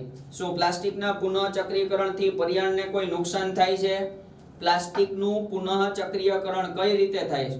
શું પ્લાસ્ટિકના પુનઃચક્રીકરણથી પર્યાવરણને કોઈ નુકસાન થાય છે? તો કે કચરામાંથી પ્લાસ્ટિકને અલગ કરીને પુનઃચક્રીકરણ એકમમાં મોકલવામાં આવે. પહેલા શું કરવામાં આવે? પ્લાસ્ટિકને પહેલા અલગ કરવામાં આવે. પ્લાસ્ટિકને અલગ કર્યા પછી પુનઃચક્રીકરણ રિસાયકલ માટે મોકલવામાં આવે. આ પ્લાસ્ટિક કચરાને ધોઈને પહેલા સાફ કરી ઊંચા તાપમાને ઓગાળવામાં આવે. પહેલા એને વ્યવસ્થિત સાફ કરી નાખશે, ધોઈ નાખશે, પછી શું કરવામાં આવશે? એને ઊંચા તાપમાને ઓગાળવામાં આવે. ત્યારબાદ પુનઃ ઉપયોગ માટે વિવિધ પ્લાસ્ટિક વસ્તુઓ બનાવવાના બીબામાં ઢાળવામાં આવે. એટલે જે બીબુ હોય, બીબુ એટલે કે જે પ્લાસ્ટિક જેમાં જેવો શેપ આપવો હોય શેપનો આકારનો બીબુ કહેવાય. જેમની અંદર એ ઢાળવામાં આવે પ્લાસ્ટિક એમાં ઢાળી દેવાનું એટલે એના જેવું થઈ જાય. ત્યારબાદ પુનઃ ઉપયોગ માટે વિવિધ પ્લાસ્ટિક વસ્તુઓ બનાવવાના બીબામાં ઢાળવામાં આવે છે અને પુનઃચક્રીકરણ પ્રક્રિયા પર્યાવરણમાંથી પ્લાસ્ટિક કચરાને ઓછો કરે છે. આમ રિસાયકલની પ્રોસેસ કરવાથી શું થાય? પર્યાવરણમાંથી પ્લાસ્ટિકનો કચરો ઓછો થાય. પુનઃચક્રીકરણ દ્વારા પ્રક્રિયા કરવાથી પર્યાવરણમાંથી પ્લાસ્ટિક કચરાને ઓછો કરવામાં આવે છે. આનાથી ફાયદો એ થયો પુનઃચક્રીકરણથી શું થયું? પર્યાવરણમાં પ્લાસ્ટિકનો કચરો ઘટી જાય. હાલમાં પોલિમર પ્લાસ્ટિક શેડ બનાવવાની સામગ્રીમાં પ્લાસ્ટિક કચરાનો ઉપયોગ કરવામાં આવે છે. હાલની અંદર પોલિમર આપણે ભણશું કેમિસ્ટ્રીની અંદર તમે સ્ટડી કરશો પોલિમર. પોલી કયો જાજા બધા મોનોમર પોલિમર એવો શબ્દ બનશે. પોલિમર પ્લાસ્ટિક શેડ બનાવવાની સામગ્રીમાં પ્લાસ્ટિક કચરાનો ઉપયોગ કરવામાં આવે છે. હવે ટૂંકમાં મોટા શેડ બનાવવા માટે આવા પ્લાસ્ટિકનો ઉપયોગ થઈ જાય. અને આ પ્રક્રિયામાં પર્યાવરણને થોડું નુકસાન તો થાય જ પણ રિસાયકલ કરવામાં નુકસાની થાય છે. જે આપણે ચેપ્ટર નંબર આના પછી નેક્સ્ટ જે 16 છે એની અંદર 4R નો સિદ્ધાંત ભણશું. એમાં આવશે રિસાયકલ, રિડ્યુસ, રીયુઝ, આવા 4 R's બરોબર 5 કે 4R નો સિદ્ધાંત જેમની અંદર આપણે આગળ પણ 9મા ધોરણમાં પણ આવી ગયો, હજી 10મા ધોરણની અંદર પણ આવે છે, તે આપણે આગળના પછીના ચેપ્ટરની અંદર સ્ટડી કરશું. એટલે પુનઃ સાયકલ જે રીસાયકલ છે એનાથી થોડું ઘણું પર્યાવરણમાં નુકસાની તો થાય જ છે. આ પ્રક્રિયા દરમિયાન પર્યાવરણમાં થોડું નુકસાન તો થાય જ છે. તો આમ આપણે લાસ્ટ પ્રવૃત્તિ આપણે અહીંયા પૂરી કરી. હવે લાસ્ટ પેરેગ્રાફ આપણે બાકી છે, અહીંયા સંપૂર્ણ રીતે આ ચેપ્ટર આપણે અહીંયા પૂર્ણ કરીએ. આપણી જીવનશૈલીમાં સુધારાની સાથે ઉત્પાદિત કચરાની માત્રા ખૂબ જ વધારે વધી ગઈ છે. આપણી જીવનશૈલીમાં સુધારાની સાથે સાથે ઉત્પાદિત કચરાની માત્રા પણ ખૂબ જ વધારે વધી ગઈ છે. ટૂંકમાં આપણે વધારે ને વધારે કચરો, જીવનશૈલી એટલે દરરોજ ને દરરોજ વધારે ને વધારે કચરો ઉત્પન્ન કરીએ છીએ. આમ ઉત્પાદિત કચરાની માત્રા પણ ખૂબ જ વધારે વધતી ગઈ છે. એટલે કે ઉત્પાદન કરવાની માત્રા, કચરાની ઉત્પાદન કરવાની માત્રા આપણે વધારી દીધી. દરરોજ ને દરરોજ વધારે કચરો ઉત્પન્ન કરીએ છીએ. આપણી વર્તણૂકમાં પરિવર્તન પણ એક મહત્વપૂર્ણ ભૂમિકા ભજવે છે. આપણે જો થોડું ઘણું વિચારીએ કે ભાઈ જે વસ્તુ આપણા માટે ઉપયોગી છે તે વ્યવસ્થિત આપણે ઉપયોગ કરીએ, અને જે બિનજરૂરી વસ્તુ નકામા ઉપયોગ કરીએ નહીં, તો આપણી થોડી ઘણી વર્તણૂક જો ચેન્જ થઈ જાય તો ઘણો આપણને ફાયદો થાય. આપણી વર્તણૂકમાં પરિવર્તન પણ એક મહત્વપૂર્ણ ભૂમિકા ભજવે. આપણે એક વખત વાપરીને ફેંકી દેવાય તેવી વસ્તુનો વધારે ઉપયોગ કરવા લાગીએ છીએ. આપણે એટલું સમજી જાય કે એક વખત જ ઉપયોગ થાય તેવી વસ્તુનો ઉપયોગ ન કરીએ તો આપણને ફાયદો થાય. રિફિલ કરી શકાય તેવી પેન ટૂંકમાં જેનો યુઝ કરી શકીએ. વારંવાર આની અંદર સાઈ પૂરીને આપણે એનો ઉપયોગ કરી શકાય તેવી પેનનો યુઝ કરવો જોઈએ. યુઝ એન્ડ થ્રો પેનનો ઉપયોગ ન કરવો જોઈએ. તો ફાયદો થશે પ્લાસ્ટિકનો ઉપયોગ જે વપરાશ છે, નકામી વસ્તુ પ્લાસ્ટિકનું ઉત્પાદન ઓછું થાય, એટલે કે પર્યાવરણ કચરો ઓછો ઉત્પન્ન થાય. આપણે એક વખત વાપરીને ફેંકી દેવાય તેવી વસ્તુનો વધારે ઉપયોગ કરવા લાગ્યા છે. આપણે શું કરીએ, જમવાની અંદર ડીશો આવે ડિસ્પોઝેબલ, એ આપણે શું કરીએ, યુઝ કરીને નાખીએ. પ્લાસ્ટિકના ગ્લાસ આવે, યુઝ કરીને નાખી દે. આપણા જીવનશૈલીની અંદર મોટા ભાગના પદાર્થો એવા આવી ગયા છે યુઝ એન્ડ થ્રો, કારણ કે બધાને આળસ થાય એટલે આપણે યુઝ એન્ડ થ્રો જ વસ્તુ વધારે વાપરવા માંડ્યા. આપણે એક વખત વાપરીને ફેંકી દેવાય તેવી વસ્તુનો વધારે ઉપયોગ કરવા લાગ્યા છે. પેકેજિંગની પદ્ધતિઓમાં પરિવર્તન આવવાથી જૈવ અવિઘટનીય સ્વરૂપની વસ્તુના કચરામાં ઘણો વધારો થયો છે. પેકેજિંગની પદ્ધતિઓમાં પરિવર્તન આવવાથી જૈવ અવિઘટનીય સ્વરૂપની વસ્તુના કચરામાં ઘણો વધારો થયો છે. પેકેજિંગની પદ્ધતિ, આપણે જે પેકિંગ કરે ને પ્લાસ્ટિક ને બધું, પેકેજિંગની પદ્ધતિઓમાં પરિવર્તન આવવાથી એમાં કંઈક ફેરફાર કર્યા, જેથી જૈવ અવિઘટિત સ્વરૂપની વસ્તુના કચરામાં ઘણો વધારો થયો છે. કારણ કે પેકેજિંગ જે રીતે કરે એમાં મોટા ભાગનો પ્લાસ્ટિકના જે સીટો હોય તેનો વધારે ઉપયોગ થાય, અને જૈવ અવિઘટનીય વસ્તુનો કચરો વધતો જાય, જેમનું પ્રમાણ આપણને વધારે મળશે. તમારા વિચારથી આ બધા જ ઘટકોની પર્યાવરણ પર શું અસર થઈ શકે તેની ચર્ચા કરો. જે તમને વધારાની વિશેષતા તમને સાર આપ્યો છે તેની ચર્ચા તમને છેલ્લે આપી છે. જે વધારાની વસ્તુ મેં તમને વાત કરી દીધી, કાચના, પ્લાસ્ટિકના ગ્લાસ ને ડિસ્પોઝેબલ ડીશ ને જે વધારાની જમવાની અંદર આપણે યુઝ કરીએ, લગ્ન પ્રસંગમાં જે વસ્તુ વધારે વપરાય છે, અને આ વસ્તુ વધારે ને વધારે આપણે શું કરીએ છીએ, કચરો ઉત્પન્ન કરીએ છીએ. કારણ કે આળસના કારણે આપણી બધી વ્યવસ્થાઓને કારણે આવી બધી વસ્તુઓ તેમની અંદર એડ થાય છે અને વધારે પડતો કચરો ઉત્પન્ન થાય છે. આવા પેકેજિંગને જે મોટા ભાગના જોઈએ તો એ કચરો છે, જે પ્લાસ્ટિક છે, જે વધારે ને વધારે ઉત્પન્ન થાય, તો આમની સામે આપણે એનો ઘટાડો કરવો જોઈએ. બને ત્યાં સુધી વધારાનો કચરો ઉત્પન્ન કરવો જોઈએ નહીં. આમ વધારાની માહિતી આપણને અહીંયા સુધી આપણે રાખીએ.